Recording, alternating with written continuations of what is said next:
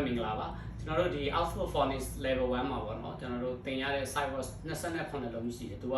unit တစ်ခုလိုက်ပေါ့ side words လေးကိုသင်ရတာပေါ့နော်အဲ့ဆိုကျွန်တော်တို့ကဒီ side words ဆိုတာကတော့ကျွန်တော်တို့ဘယ်လိုပြောမလဲကလေးတွေကိုအမြင်နေနဲ့ဒီစလုံးလေးကိုမှတ်ခိုင်းတာပေါ့နော် side words လေးဒီလိုင်းကလေးတွေ story တွေဖတ်လို့ရမယ် sentence တွေကိုဖတ်လို့ရမှာပေါ့နော်သူတို့ reading scale တွေတိုးလာတာပေါ့အဲ့ side words တွေကိုကျွန်တော်တို့unit တစ်ခုလိုက်သူသင်ပေးရပါပေါ့နော် Phonics Level 1မှာဆိုရင်အဲ့ level 1မှာပါတယ်ဒီ side words 29လုံးကျွန်တော်ဒီလိုတချင်းလေးလုပ်ပြီးတော့ကလေးတွေနေတိုင်းစုပ်ခိုင်းတာပေါ့နော်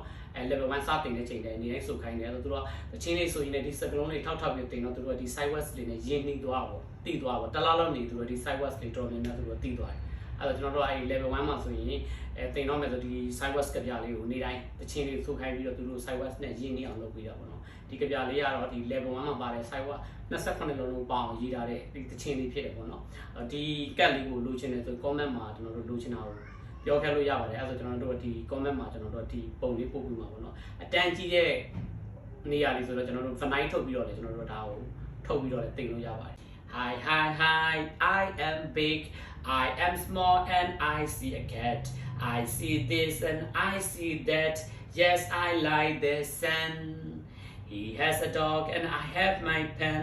Do you want an egg No I don't What is it It is your cat.